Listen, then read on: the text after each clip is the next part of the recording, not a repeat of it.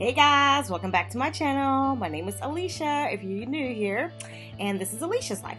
I'm here to review The Real Housewives of Beverly Hills, Season 7. This is the reunion, Part 3. Let's get started. So we pick up where we left off last week with the showdown between Kim and Lisa Rinna. Lisa Rinna stormed off stage. Kim Richards followed her, asked to speak with her. Lisa Rinna said no, shut her down. Lisa Rinna, whatever she and Eileen talked about, it's as if something has come over and possessed Lisa Rinna. She's coming back out. She's aggressive. She's almost hostile to Kim. And she's done. She's angry. She's not going to have it anymore. So Kim still tried to explain that she's superstitious and what have you. But Lisa Rinna, all she could say is that Kim was really mean. She's a sick woman and all these different things. Nothing was resolved. They go back and forth, back and forth. Lisa Rinna tells Kim that she's her meal ticket. And I'm thinking, actually, I think that she's your meal ticket, Lisa Rinna, because Lisa Rinna, aside from her daughters and her HSN or whichever that shopping network is that she's on, what else does she really talk about or bring to the table? I think she needs Kim to be interesting on the show. So Andy says, a viewer says that the only reason why Eden inserted herself into Kim and Kyle's relationship is because she wanted a story for herself. And Kim and Kyle are like, yes, that's right. And Eden pipes up and denies it.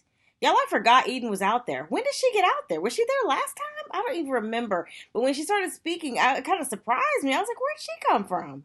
If they introduced her, I missed it. Maybe it was last week. I don't even remember, y'all. She's so forgettable, unfortunately.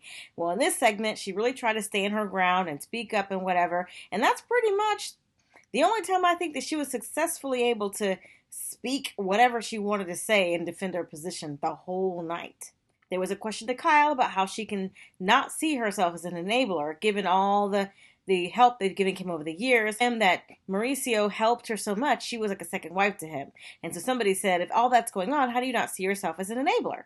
Well, Kyle is kind of stumped. She's actually unable to even define the word enable, and she can only liken it to somebody who gives alcohol to an alcoholic. So I think that maybe instead of being so defensive, Kyle should really look into what it is, because even if she doesn't intend to be an enabler, it's very possible that she is one. Y'all, to me, this reunion was so boring. Like, I just couldn't. But I'm going to plow through for you guys. I'm going to keep pushing. A viewer wrote in and said they couldn't tell if Lisa Rinna was a good actress or a bad actress in Mexico when she was confronted about the comments that she made about Kim. Did she really remember? What did the ladies think? So they went around the circle and they all got to comment on whether or not they believed that Lisa Rinna was faking it or not. So, of course, it was a split group. But Kyle, who was the most shocked by the whole revelation that she did say those things, she defended Lisa Rinna a little bit. She said she thought Lisa Rinna was just caught off guard and, didn't know what to say. And Lisa Rinna still to this day maintains she just forgot she said it. So we move on to the bag of pills. I was excited to see this last week when I saw the clip. I said, okay, this is going to be interesting. They're going to confront Dorit because she really was doing all the most about this whole situation. And nothing. It was such a waste of time. Such a waste of time. Dorit, I swear, she is like the master of deflection. I don't know if she hears things differently from the way you're saying them, but it is almost near impossible to get her to answer a straight question or give you a straight answer.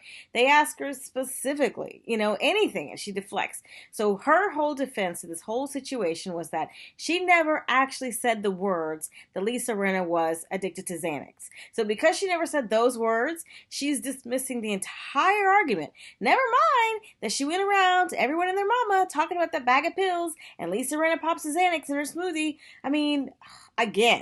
Again, the producers fell down. The editors fell down.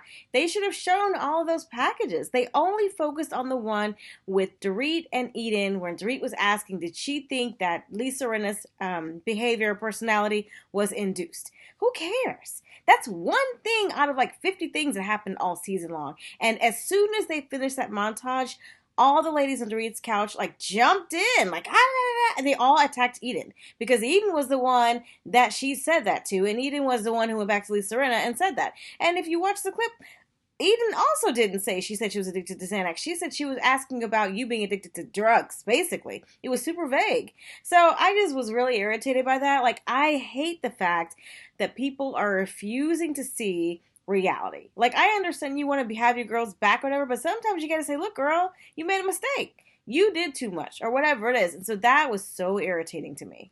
Dorit turned the whole thing around, blamed Eden, said Eden misrepresented what happened. She blamed it on Lisa Rinna, said, Lisa Rinna, you brought the story to the table. I never said the word Xanax. It was so frustrating.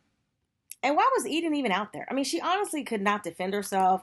She, like I said a few minutes back, she was able to defend herself in the beginning. But when things got hot with Dorit and the bag of pills and all, she just fell down. She couldn't defend herself. Dorit said that she talks in riddles. And I'm like, oh, Dorit, so do you. But it was useless. I don't know what they brought her out there for. Maybe they expected more out of her, but she's not confrontational. She doesn't do well in those situations, and she brought nothing to this argument. So throughout this kerfuffle, Lisa Rinna has had enough. She walks off the stage. She's like, I'm done. Let's get a drink, whatever. And I was like, whew, it's over, thank God. It was only halfway through, y'all. I was like, oh my God. We have 30 minutes left? The last half of the reunion was dedicated to Yulin and Max, Lisa Vanderpump's son, and the whole adoption thing. I was not entirely interested in either of those subjects. Not that I don't love the kids. Not that I'm really for animal cruelty or anything like that. It just didn't hold my attention. And I just thought, this is the third part of the reunion. Why are we talking about this stuff in part 3? Shouldn't this have been part 1?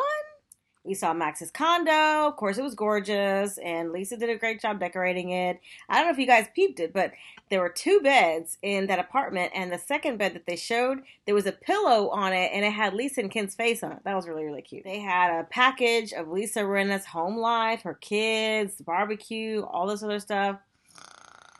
Just like, oh my God. I couldn't, y'all. And poor Eileen. She seems so out of place, doesn't she? And I like Eileen. I hope they don't get rid of her for after this season. She doesn't really do much. She doesn't have much drama. She's very reserved, and I guess it's because she's very pensive, or, I don't know. But she doesn't really bring a lot of drama, and she's kind of forgettable on the stage. She also didn't say much. Too bad.